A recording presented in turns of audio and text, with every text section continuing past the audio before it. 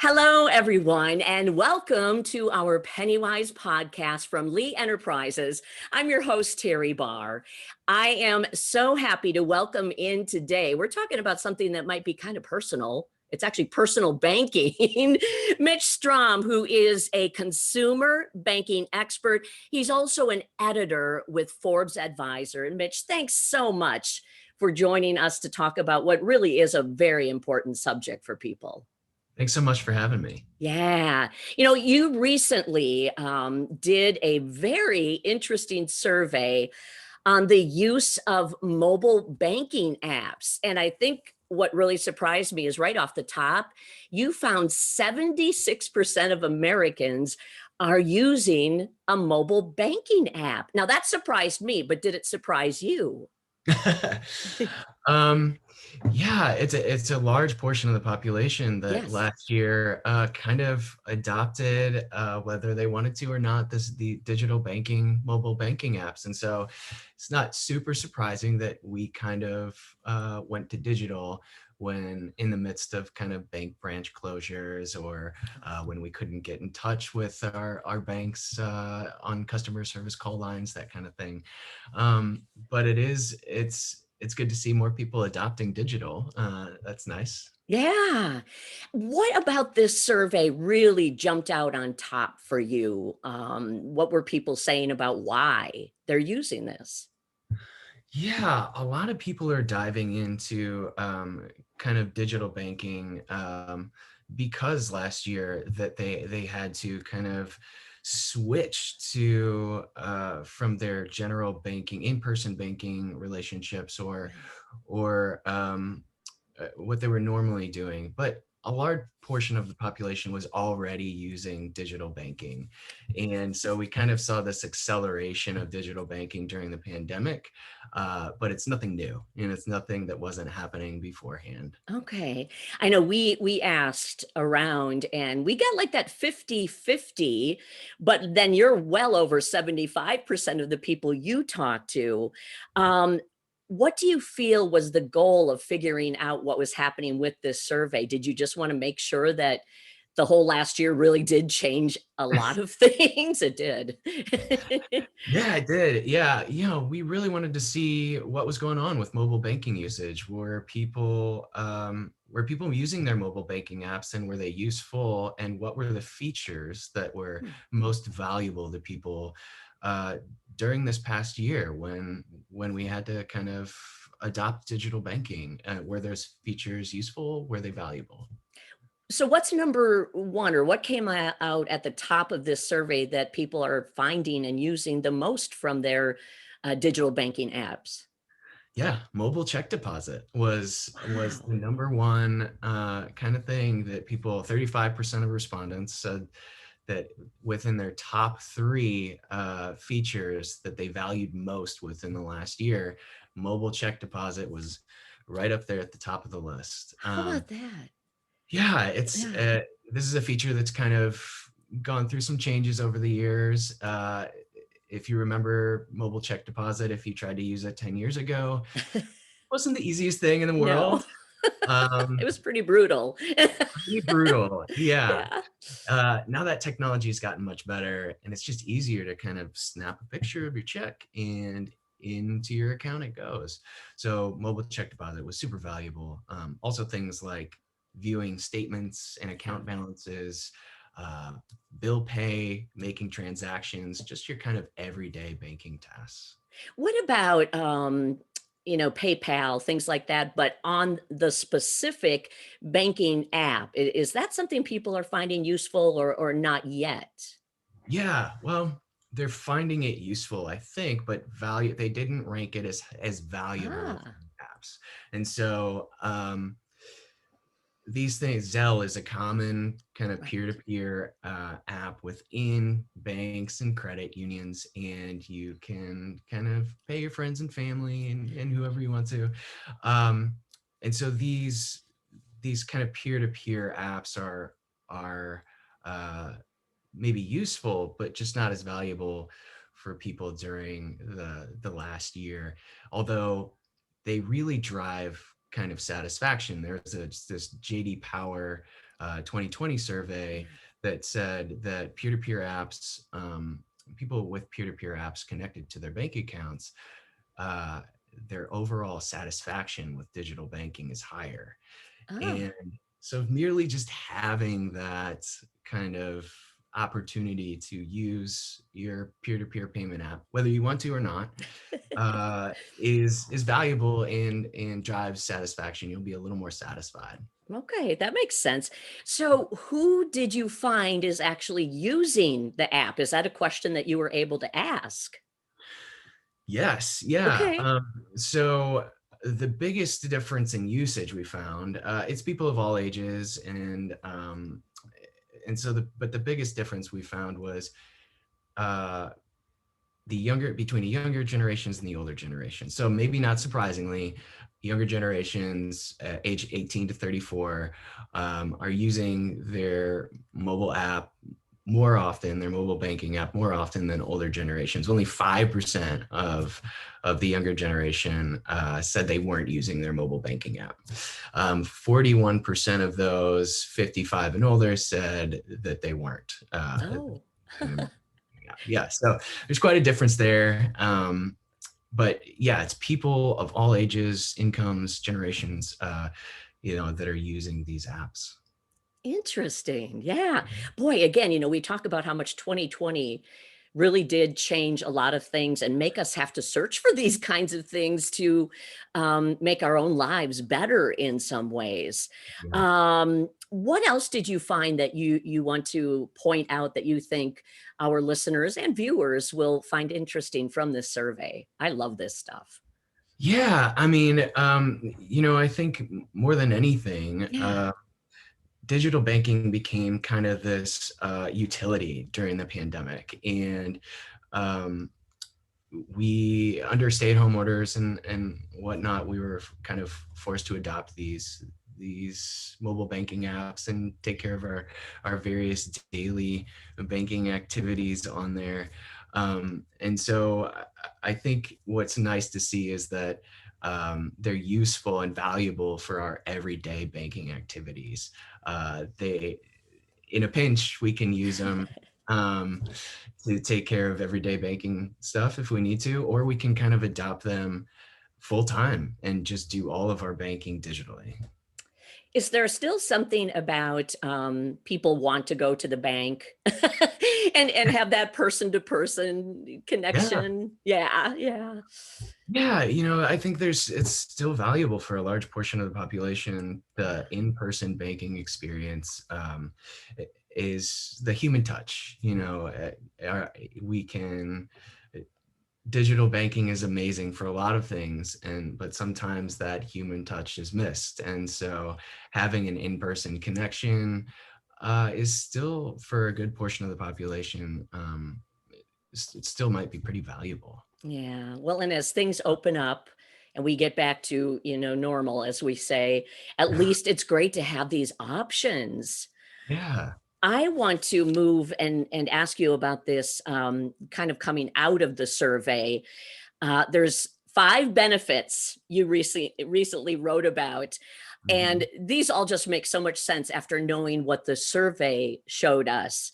Tell me about what does it mean when we talk about a mobile banking app?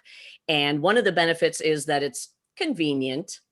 Yeah. Yeah, Yeah. It's a major one, right? yeah, yeah, Yeah, this ability to bank wherever and however you want. yeah. For me, my phone's always pretty much within arm's reach, and so I can just kind of reach over and check my account whenever I need to. Um, and so convenience is just, it's one of the major benefits of digital Mhm. banking. I don't have to go to a branch to deposit a check. I don't have to even call my bank to do anything. I can just kind of open up my app, and there we are. Remember the, when I'm assuming this is still a service, I haven't used it in a long time, but where you could call and you'd enter a code and you'd have Yep. to wade all the way through to get the information you're looking for, and I do have to say, Ooh, the mobile banking apps, Oh, they kind of rule over that whole phone service yes, thing. they do. Yeah, Yeah, and yeah. yeah, it'd take a while to get through it, and inevitably you'd push the wrong number. Right. Oh my gosh, yeah. Boy, those were the old days. Yeah, yes. Mitch. Yep. Another one of the benefits you mentioned rather are the features. Now, Yeah. I'm pretty interested in finding out what else my banking app can do. So, tell me about what you learned about the features. Yeah, so we talked about kind of mobile check deposit and these standard essential features that you can use, check your account balances and stuff.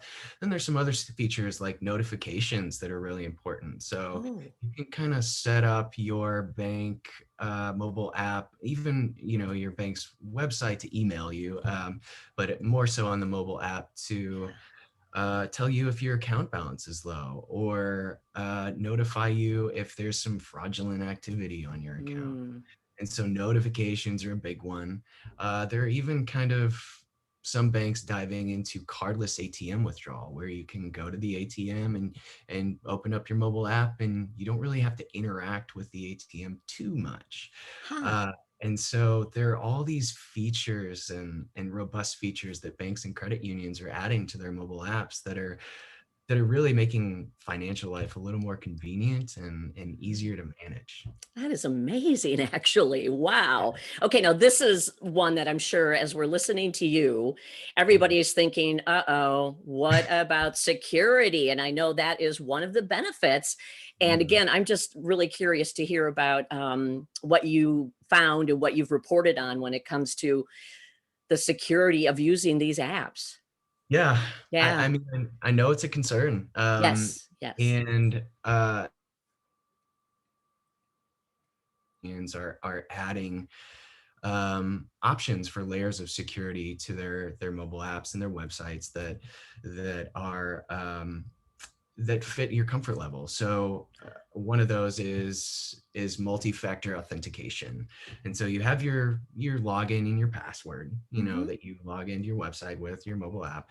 But then there's another layer of authentication that you have to go through, and that might be a text message to your phone that gives you a code Right. that you then enter into your mobile app, and then you can get into your account.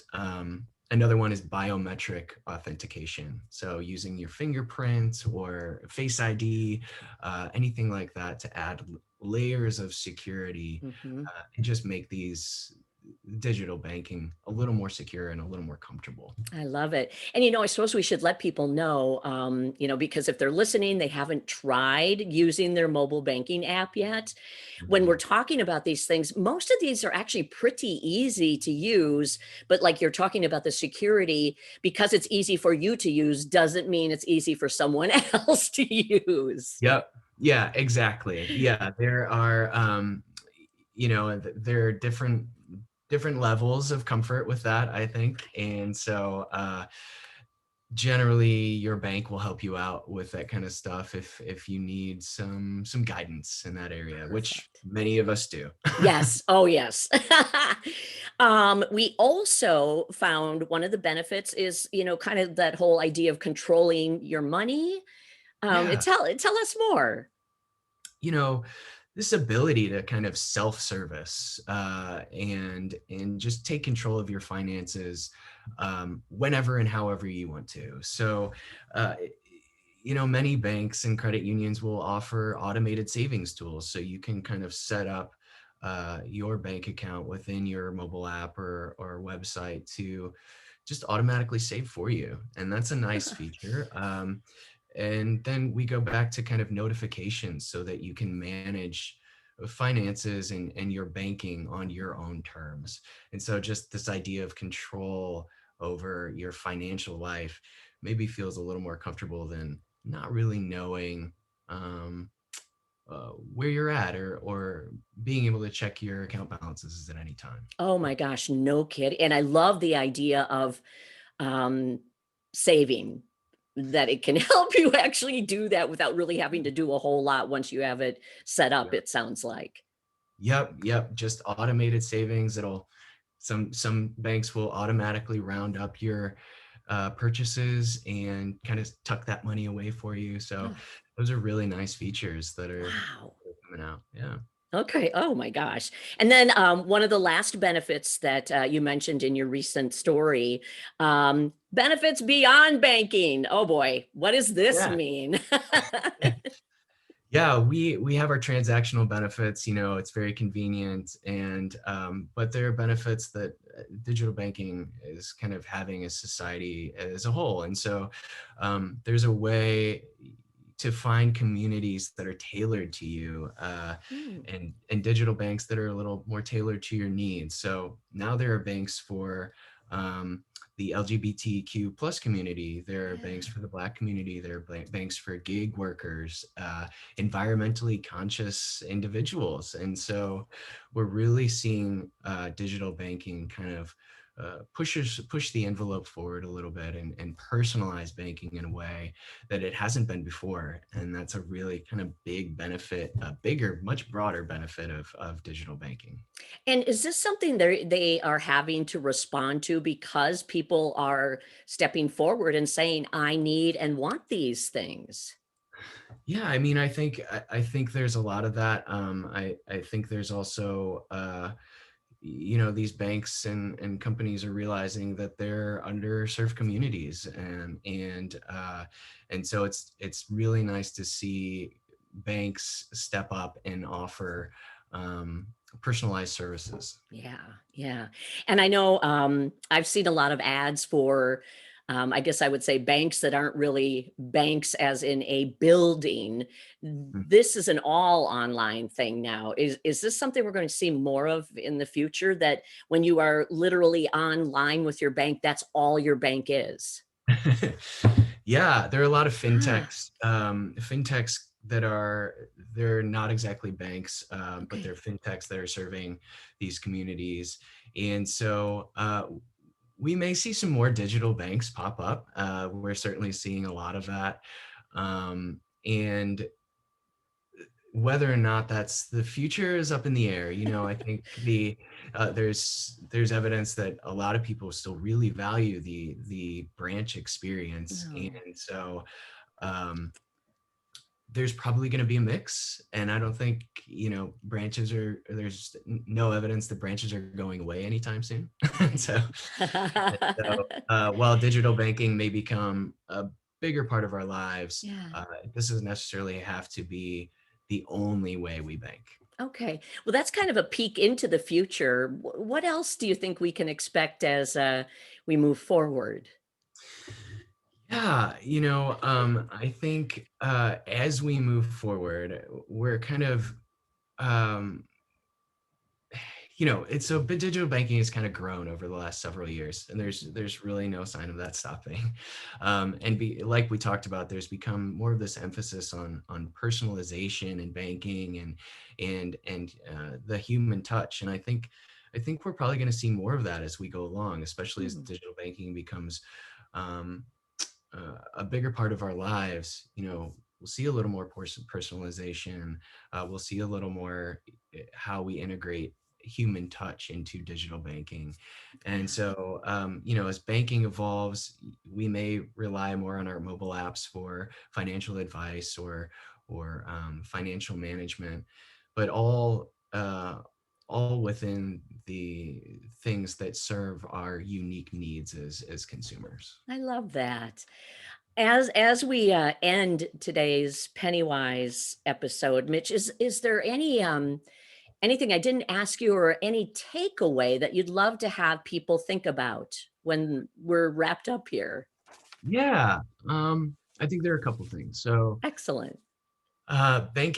digital banking isn't all or nothing. We kind of talked Hmm. about how you can mix your in-branch experience with your digital bank experience, and you can either use digital banking as one of many tools that you use that for your banking kind of Yeah. life, or you can use it as the tool. You can just bank digitally if you want to. So you know, don't take it as an all or nothing kind of thing. And the second Yeah. thing I would say is make sure at the very least uh, that your bank offers the tools, the everyday essentials banking tasks that you need to take care of in case you're on stay-at-home orders during a pandemic, or can't get to your bank branch, or can't get in touch with your bank for some reason. Having those essentials is really useful during those times. And if you and I would have been talking a year ago, we would never have thought that we would find these tools so essential. But I Yeah. think we sure did. And I think the good thing, like you are saying, coming out of all of this, at least you have choices and you can make now a choice that's best for you and your situation. That's a pretty amazing thing. Absolutely. It's a great benefit of digital banking these days is options, choices. Yeah. Well, Mhm. Mitch Strohm, thank you so much. This has been a fascinating discussion. And I look forward to talking with you more as we maybe get back to some of the more normal things and then check in on how everything's going in the next Yeah, couple of months, especially. yeah, especially in the next couple of months. Yeah. Thank you so much for Oh my having me. gosh. Mitch, thank you so much. And again, Mitch is a consumer banking expert and an editor with Forbes Advisor. I'm Teri Barr. This is your PennyWise podcast from Lee Enterprises. Mitch, thank you. And we'll say goodbye to everybody. Another new episode right here next week.